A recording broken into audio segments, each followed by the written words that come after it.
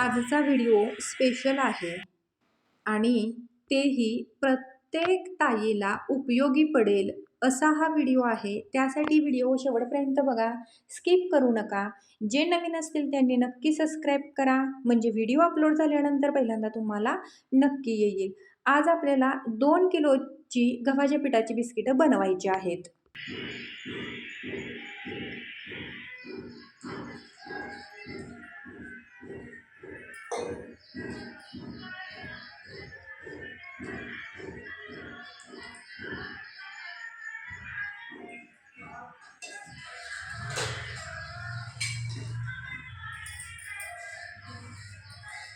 त्यासाठी 600 ग्रॅम तूप लागणार आहे, 1 किलो पिठी साखर, 2 चमचे बेकिंग पावडर, 2 चमचे बेकिंग सोडा आणि 4 चमचे अमोनिया घ्यायचा आहे यामध्ये घालून सुरुवातीला.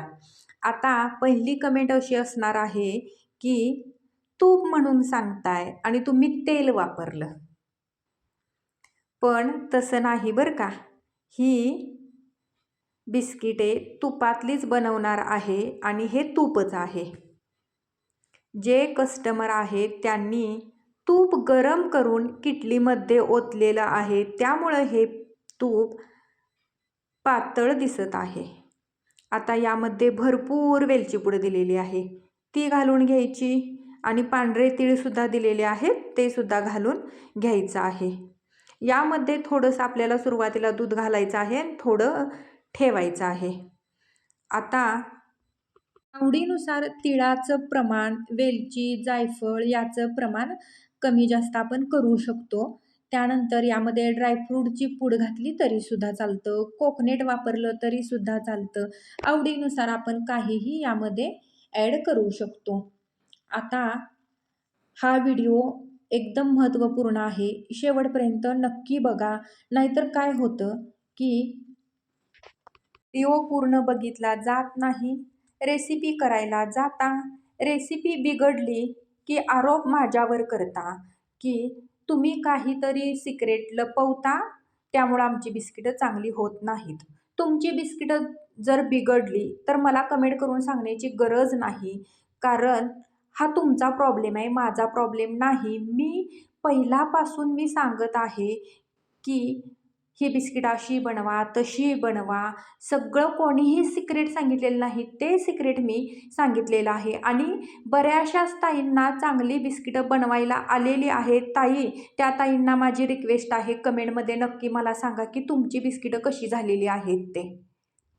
दुसऱ्या एका ताई आहेत, त्या ताईंनी खूप प्रेमळ अशी कमेंट केलेली, ताई माझी बिस्किटं कडक झालीत, माझं काय चुकलं असेल हो.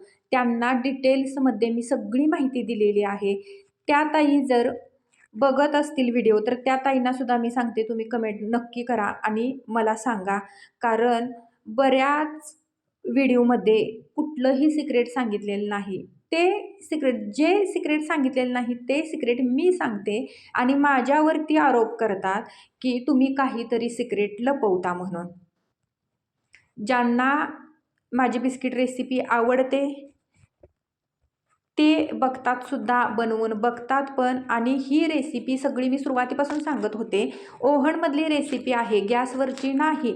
तरी पण बऱ्याचशाच ताई मला सांगत होते आमच्याकडं ओव्हन नाही ताई, गॅसवरती बेक करून दाखवा. आणि त्या ताईंच्यामुळे आणि त्या कमेंटमुळे मला समजलं आत्ता की ही बिस्किटं गॅसवरती सुद्धा होतात. आणि त्यांच्याकडून मी शिकलेले आहे आणि मला ते शिकायला मिळालं आणि मी शिकलेसुद्धा. मी त्यांचं ऐकलं आणि खरंच ही बिस्किटं गॅसवरती होतात. जास्त क्वालिटी होत नाही, पण घरी खाण्यासाठी करायला काहीही प्रॉब्लेम नाही. सगळ्या ज्या माझ्या मैत्रिणी आहेत त्यांनी बिनधास्तपणे व्हिडिओ पूर्ण बघायचा आणि ही रेसिपी करायची. खूप छान तुम्हाला बिस्किटं बनवता येतील. आता काही कमेंट अशा येतील की तुम्ही बडबडायला लागलाय, यामध्ये काय घातलं सांगितलंच नाही. मी सगळे तर याचं मेजरमेंट सांगितलेलं आहे. फक्त आता निम्म दूध घातलं, निम्म बाजूला ठेवलं. आता यामध्ये 2 किलो गव्हाचं पीठ घालून घ्यायचं आहे. स्पेशल तळलेलं आहे, जरा जास्त पीठ आहे, त्यामुळे मी यातलं शिल्लक थोडं ठेवणार आहे आणि हे या मिश्रणामध्ये घालून घ्यायचं आहे. सुरुवातीला तूप, दूध, पावडरी त्यानंतर साखर, पिठी साखर याचं मिश्रण करून घ्यायचं आणि त्यामध्ये पीठ हे चाळून घ्यायचं आहे. 2 किलोसाठी 1 लिटर दूध आपल्याला लागणार आहे. त्यातलं अर्धा लिटर घालायचं आणि अर्धा लिटर ठेवायचं.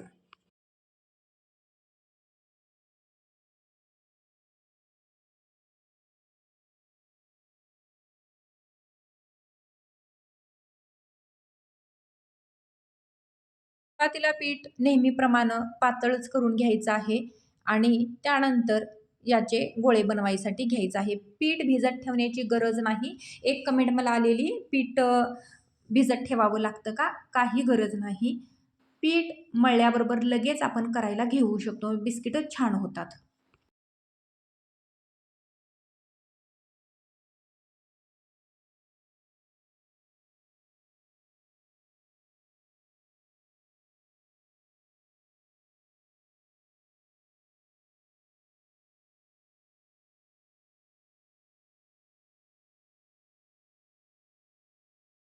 त्यामध्ये ज्या आपण पावडरी वापरतो, त्या पावडरीमध्ये मिठाचा अंश असतो. त्यामुळं या बिस्किटामध्ये मीठ घालण्याची गरज नाही आणि ठराविकच बिस्किटमध्ये मीठ वापरतो आम्ही. बाकी कुठल्याही बिस्किटमध्ये मीठ वापरत नाही.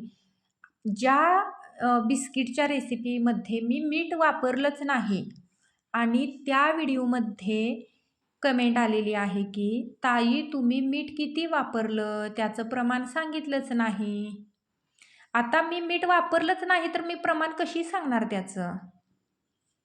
हे का होतंय? व्हिडिओ पूर्ण बघितला जात नाही. म्हणून होतंय. आपण जेव्हा चपाती नवीन करायला शिकलो, तेव्हा काय झालं सांगा बरं?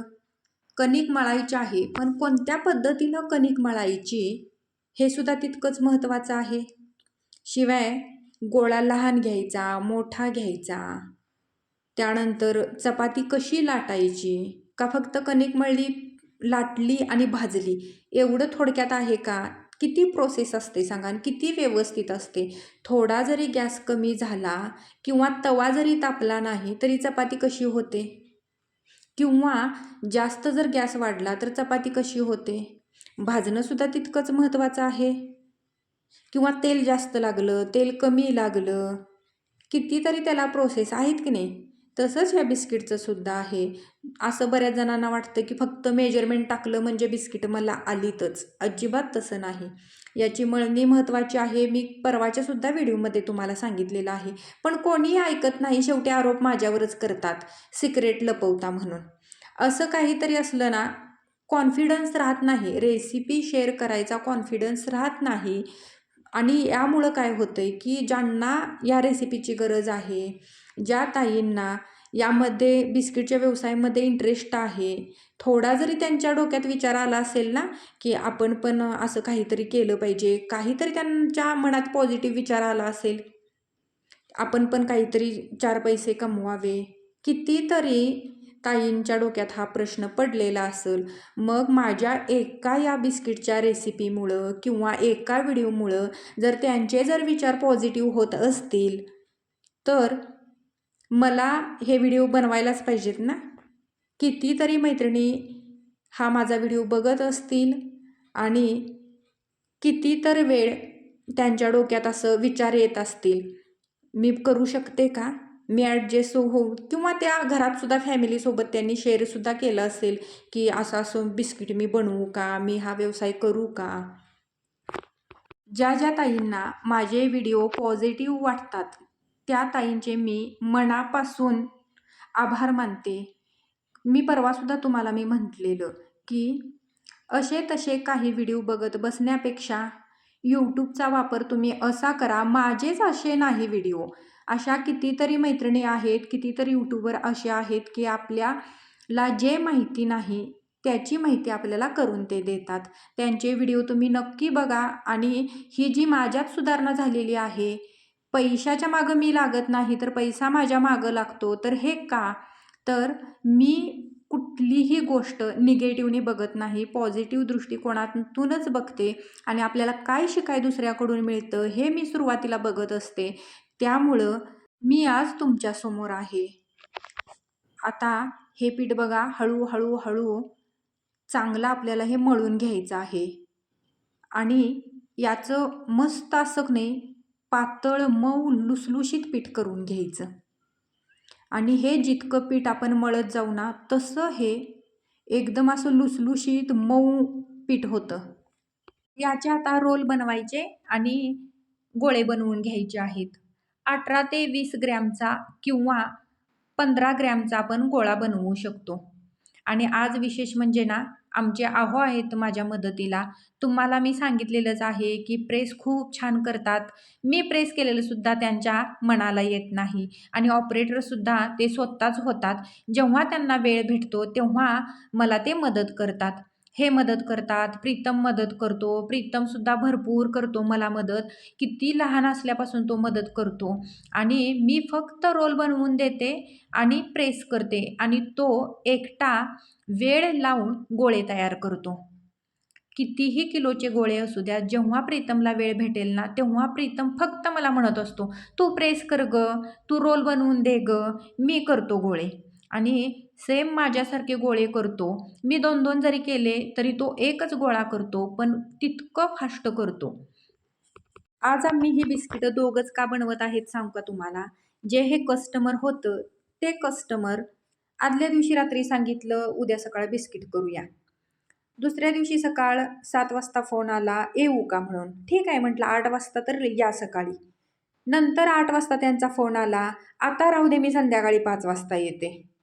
मी म्हटलं, "तसं येऊ नका. सरळ दुसऱ्या दिवशी सकाळी या.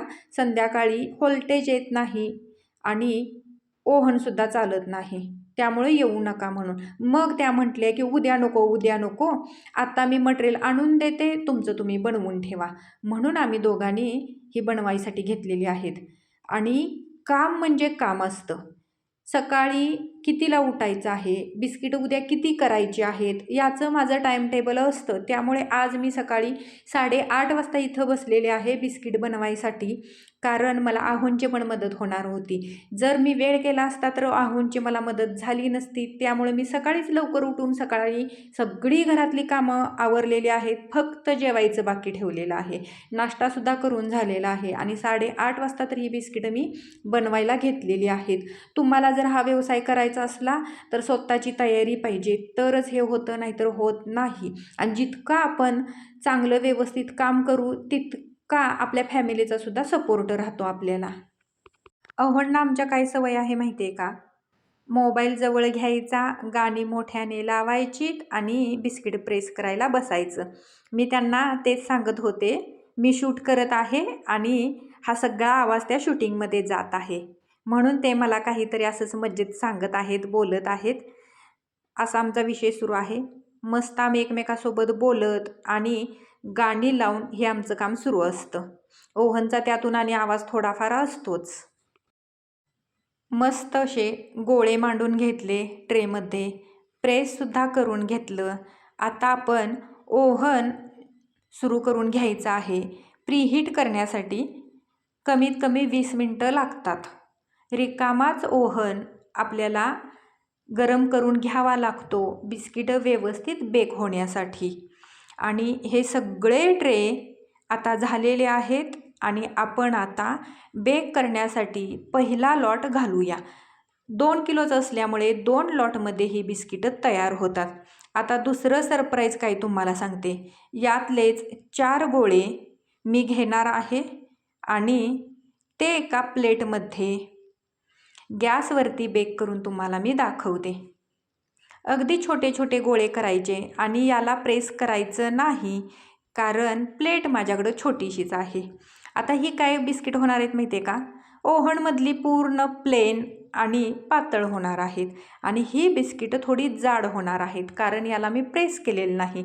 जेव्हा आपण गोळा प्रेस करतो तेव्हा बिस्किट पातळ होतं आणि आपण प्रेसच नाही केलं तर बिस्किट जाड होतं. पातेलंसुद्धा प्रीहीट करून घेतलेलं आहे.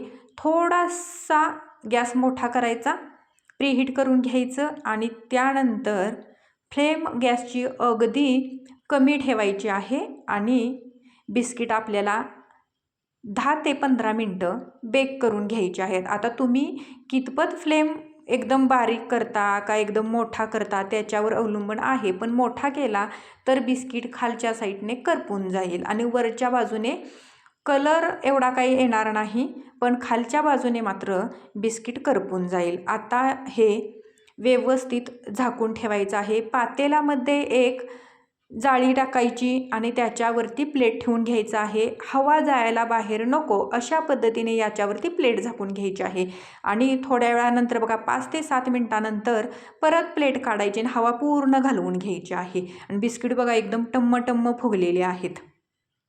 थोड्या वेळासाठी आणखी बेक करण्यासाठी बिस्किटं ठेवायची आहेत आणि ही बिस्किटं तुम्ही चेक करून परत करू शकता. आणि जेव्हा ही बिस्किटं गरम असतात तेव्हा मऊ लागतात आणि थंड पूर्ण झाल्यानंतर ही बिस्किटं अगदी कुरकुरीत होतात. आता दुसऱ्या साईडला आपल्या ओव्हनमध्ये सुद्धा बिस्किटं बेक होत आलेली आहेत आणि ही बघा बिस्किट किती सुंदर मस्त अगदी झालेली आहेत. ही बिस्किटं कुठली? गॅसवरची. एकदम मस्त झालेली आहेत. तुम्हाला मोडून सुद्धा मी दाखवते. खालच्या साईडने बघा कलर थोडा आला का जास्त आणि वरच्या साईडने थोडी पांढरी बिस्किटं दिसत आहेत. ओव्हनमध्ये आणि पातेल्यामध्ये थोडा का असेना फरक पडतोच. आता इथं बघा वरनं सुद्धा कलर छान आलेला आहे आणि खालच्या साईडनं पण अगदी मस्त कलर येतो.